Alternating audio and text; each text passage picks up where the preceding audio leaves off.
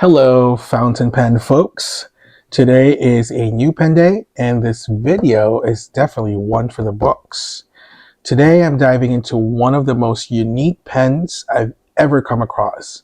A pen that's literally made out of, wait for it, denim. Yes, the same material of your favorite jeans.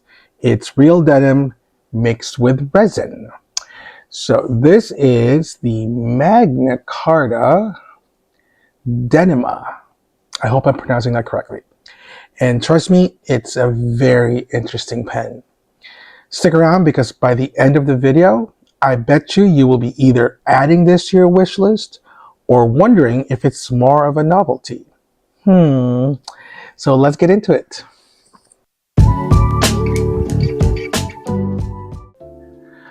All right. I hope you guys don't mind that I'm holding my little wand, and I kept the denim because it goes with the theme of the video. So anyway, let's talk about the box. The box is nothing really special. It's really just made of cardboard. You know, there's a top, and what's inside is you get that little warranty card. You know, this is a 5-year warranty card, so it's pretty cool. And the reason why this one is loose, because I tried lifting this whole thing thinking that there's some stuff underneath it, but it's really just the inside's like foam and more cardboard in there. So yeah, but anyway, we don't get fountain pens because of the box, right? So not so important, right? So but I'll put that there for now. So this is the Magna Carta Denima. So here's the deal. Personally, I think this Magna Carta Denima isn't just another pen. I honestly think this is a work of art. I know you've heard me say this on my other pens, but you know, it really is though. The body is made from actual denim offcuts. I keep saying cutoffs. Offcuts. It's basically scraps. Yet, yes, again, like the stuff your jeans are actually made of. So just to kind of give you some comparison. See how it just disappears? But yeah, they blended it with resin to create this gorgeous textured material. I'm assuming that instead of polishing the resin, similar to most pens, this one was purposely textured to match the denim design. Hold on. See, it doesn't feel like denim, but it does have some texture that is more like wood to me. It definitely has texture. It's not denim, right? So I'm not sure if they added sand to the resin itself or they intentionally roughened it. I mean, it really works. It really works. Anyway, that was just my initial assessment. The pen actually feels oddly warm the longer you use it. Very interesting. The only material I know that does that is ebonite pens, as far as I know. But honestly, it's really hard to describe it. It's one of those things that you've got to feel it to believe it kind of thing. So anyway, needless to say, I am quite impressed with this unique design. It's innovative, visually stunning, and you'll also be supporting a design that reuses waste materials. How cool is that? Stylish and environmentally friendly. Love it. All right, let's talk about size. This is not your average pen.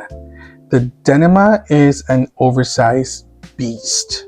Total weight on this one is 39.3 grams. So yeah, definitely got some heft. The cap alone weighs more than some entire pens. From what I've read, it is made of stacked denim and bound with resin. So I guess with that compressed layers of denim, it's no wonder it's on the heavier side. So if you like your pens big and bold, this one definitely has your name all over it. And also keep in mind that because the pen is long and slightly on the heavy side, I would not recommend posting this. So for comparison, let's put that aside.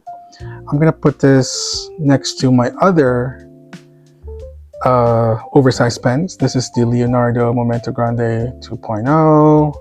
This is the Esterbrook ST Oversized.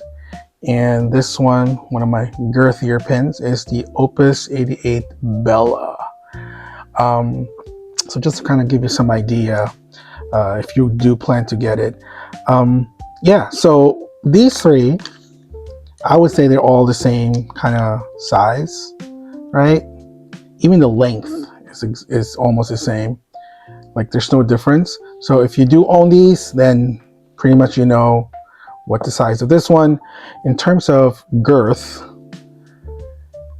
the Opus 88 is one of the girthier pens out there, and you can tell that it is much girthier, slightly, I would say, right? Yeah, so it is a big pen though. So, yep. One thing I love about this pen is this smooth cap action. It only takes 1 1/4 turn to unscrew. So 1 1/4. There you go.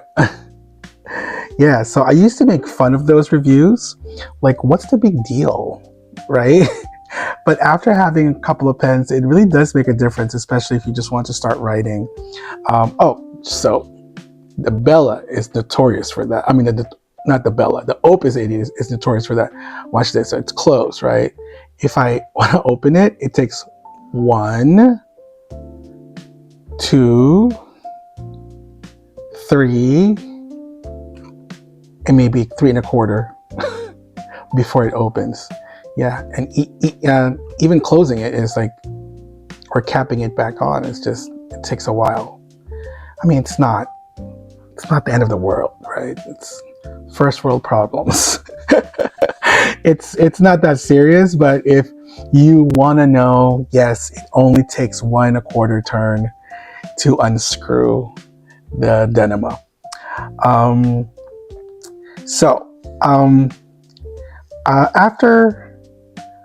After using this for a couple of times, I do like this section right here.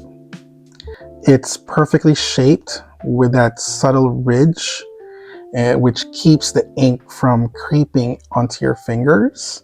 So I like how the body tapers down till the end on a square end right there.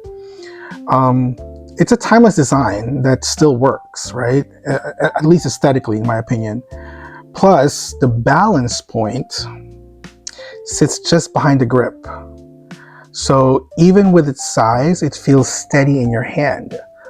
Well, as long as you don't post the cap, because if you post the cap, which I really don't recommend, trust me, it feels like you're wielding a sword. Look how long that is.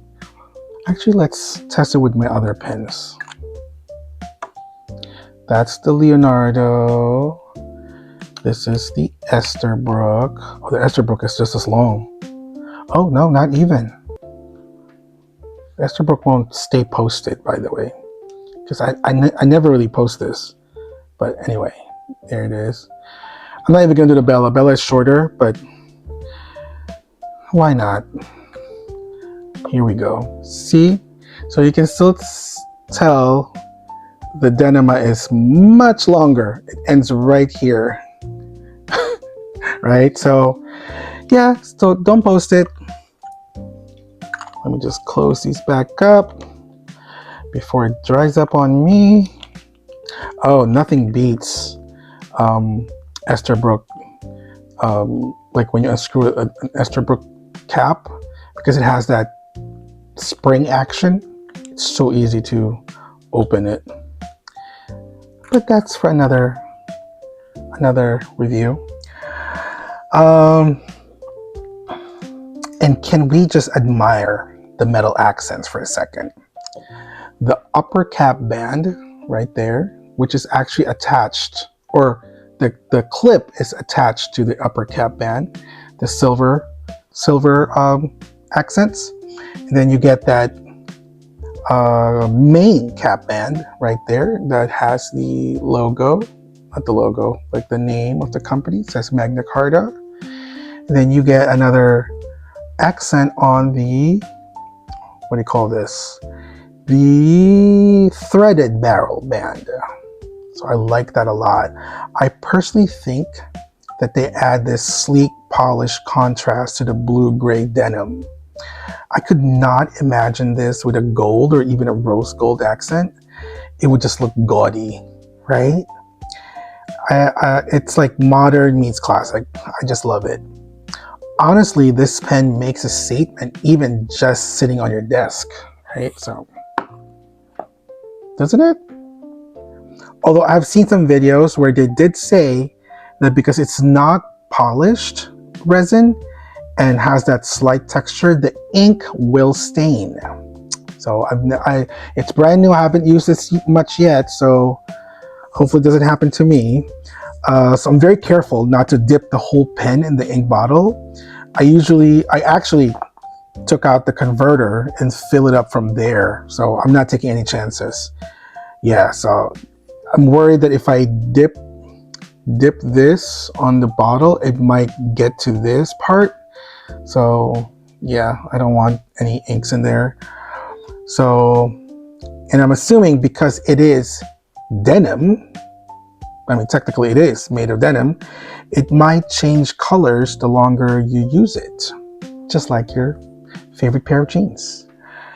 So if you just ate pizza, try not to use this pen.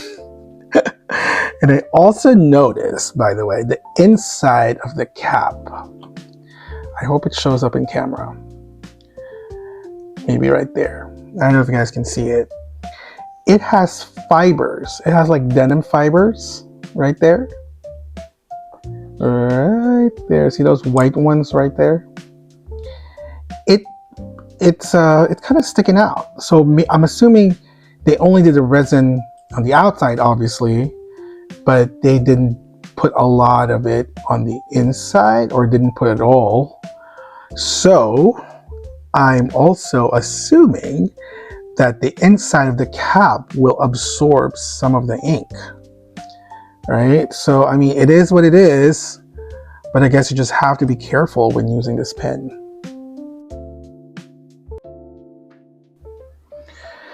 All right, now let's get into what matters most, the writing experience. Spoiler alert, this pen is smooth. Magna Carta definitely knows what they're doing when it comes to nibs. I believe they manufacture their own nibs, although I've also read that it is compatible with other international size nibs, so you can easily replace it. This one here is a size 6 nib in steel. Oh, perfect, there you go. And this one has the very understated engraving of their logo right there, the Magna Carta logo right there. And then you get the size in the back. I got this in a medium nib. Lately I've been getting medium nibs. I don't know what's going on. When you pair that nib with this comfortable grip, it's really easy to lose track of time journaling or sketching, honestly. This also, I almost forgot, it comes in an ebonite feed, so you can be sure that the ink flow will be consistent, and which contributes to an exceptional writing experience. But fair warning though, this pen is on the heavier side, so just a warning. So it's not for everyone. Look how juicy that is.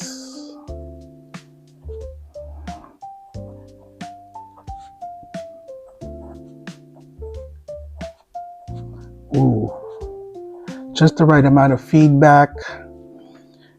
You know, I used the just my regular TWSBI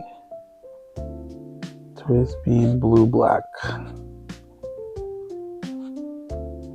I always start with this TWSBI blue black because I have such a big bottle of it. It's this one right here. I don't know why. It's one of my first inks, and I bought a whole big bottle. I mean, you can't go wrong with blue ink anyway. So I always start with this, and then I, you know, as I use it more, I try to ink it with some other inks. I was gonna say better inks. That's not nice. Anyway, yeah. Oh, and as I was inking this, oh my God, let me show you guys this now. Where is it? Oh, there it is. I don't know if you guys can see it. It's right there. Can you see? That's a stain from my hands. See? Oh my God. Thankfully, it's blue. So you can barely see it, but I know it's there, which is the worst part. So so be very, very, very careful when you ink your pens. Do not touch your pens or wash your hands before putting it all together. So, because it does stain, and I'm scared to wash it with water, or I don't know, but oh, it's annoying. Anyway, that is the writing experience on the Magna Carta. I love it. I love it, love it, love it. It's smooth with the right amount of feedback. There is some feedback, but it's still more on the smooth side. All right, so is the Magna Carta Denima worth it? That depends. If you're all about unique materials and bold designs, this pen might be calling your name. But if you prefer lightweight, pocket-sized pens, it might feel like a denim jacket in a world of t-shirts. I just love using fashion metaphors. Either way, it's a conversation starter. Seriously, like, if you use this, someone, at least one person, will come up to you and ask you about your pen. Well, all right, so that is my take on the Magna Carta Denima. What do you think? Is this pen a must-have for your collection? Or is it just a cool novelty? Let me know in the comments.